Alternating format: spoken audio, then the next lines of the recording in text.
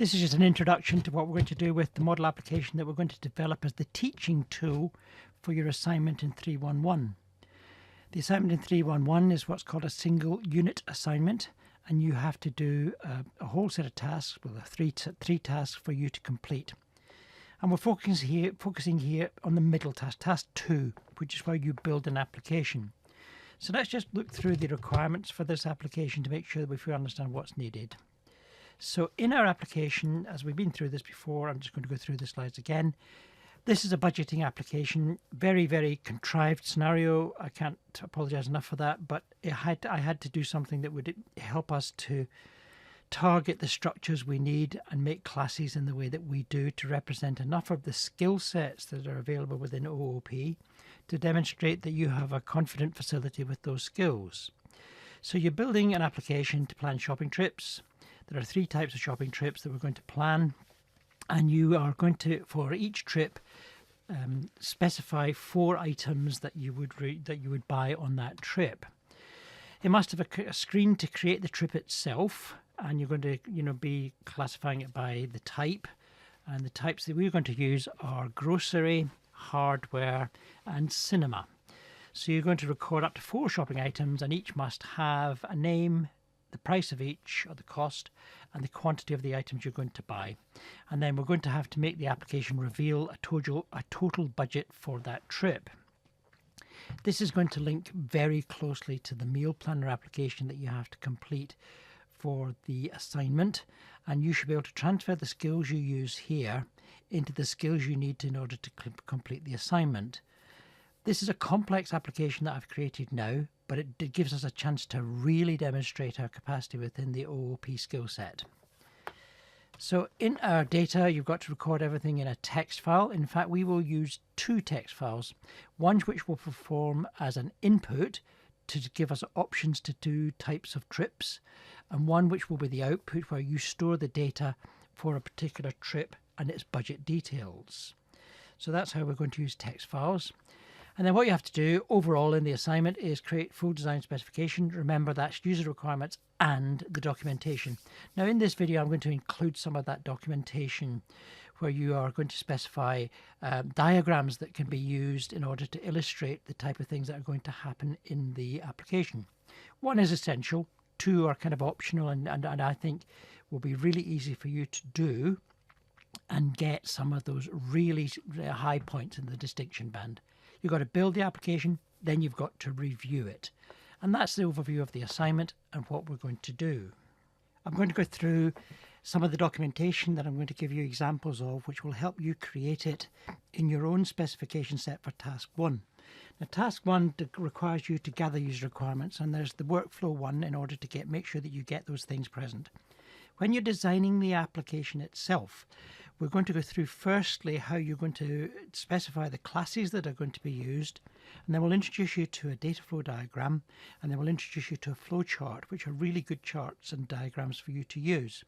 Now, I've prepared these with a bit of software called Visio. Visio, which is a Microsoft product, but other bits of software do exist on the web, and you can get some online ones that will enable you to do all of these things. We'll do some research on that and make sure that people have access to the right tools for the job. So here we have the first diagram, which is called the UML diagram. And this is the Unified Modeling Language diagram, which is the class specification. And you'll see that we have several classes illustrated here on the screen. And we've got the main one here, if you wish, the opening gambit, which is the trip. That's what we specify, just the core details, and then we have 3 different inheriting classes which come from this parent class and will enable us to demonstrate inheritance, and it'll also enable us to demonstrate the polymorphic override of a base method which was declared as virtual. That'll all become clear, don't worry about that. Then trip type is an associated class. It's not a pure class association in terms of how it works in class and OOP technologies, but it's got this association where we will supply trip types into the trip by using this trip type class.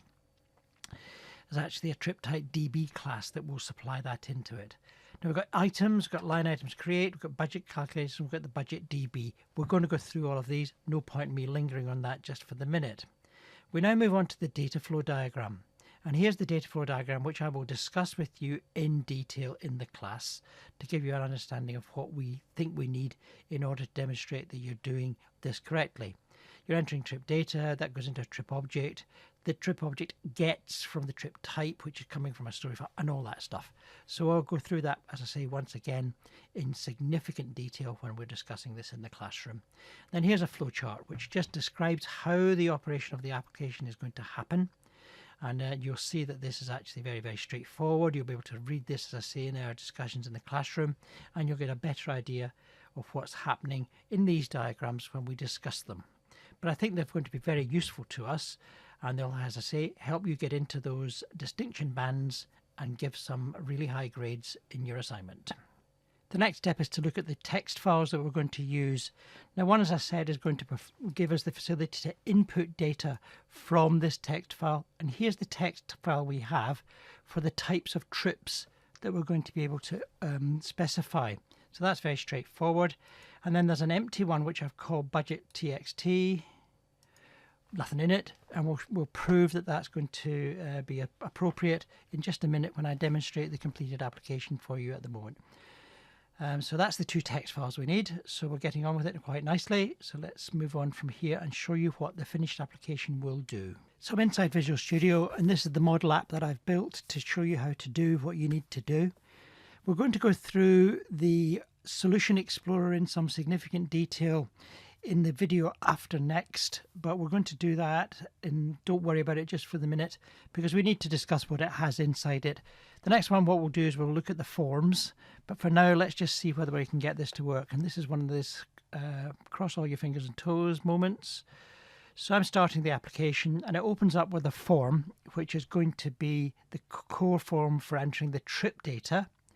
So if I now put it on the thing as first trip, and then when I click the add items, it's going to take me to the area where I'm going to be able to add items. Now, please forgive me, guys. I don't know what stuff costs. I go in and buy it. I pay with my credit or my debit card.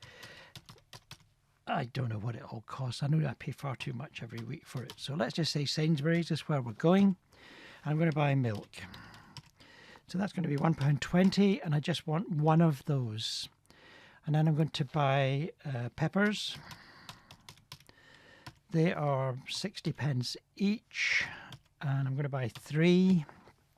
And I'm going to buy some biscuits because I'm fat and need more food. So they are going to be £1.10, and I'm going to buy one of those. And let's see something else. Bread. Yeah, let's do bread. And I'm going to pay £1.45, and I'm going to buy one of those. So the next step is actually to press list complete. And what it's going to do is gather what we call harvest the information from here. And it's going to then make that list ready to save. That's the process. We go through these one by one and said, if there's anything in here, we're going to harvest the data across, and that will give us a list of items that we're going to save.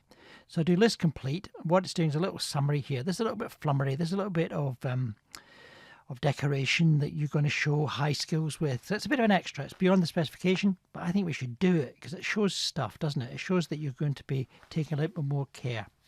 You wouldn't fail if that wasn't here, but I think this is another distinction stuff. So the next action is, having got the list here, I haven't put any editing facilities in yet. We're going to save the list. And the list gives me a message saying all items saved to the data file, and then it opens up with a budget for that particular trip. These things added up. Let's just check that. 255, 435, yeah, 555. Well, I might be able to do work on this just to make it prettier in a minute, to put a pound sign in front of it and so forth. But that's the application specification. That's what we've got to achieve. So I've proved that you can make it work. And what we need to do now is we need to get you to do it through all of the videos that I'm going to show you next. Just to verify the last part of that process, make sure that the data has been saved into the text file. I'm going to open the text file, so edit Notepad++, and there's our data that we put in. Now you'll see the format I've used is a CSV file format where I'm separating everything by a comma. That'll make it easy for us to take it out again if we need to, and perhaps we can add edit, and perhaps we can do little bits to make it even more functional. Don't know that we have to, so I'm not sure that we will do it, but maybe get a feeling for that as we develop it and see how the time goes. So that's that bit. We've proved that it works. So additionally on this file, remember you've got to produce a help file.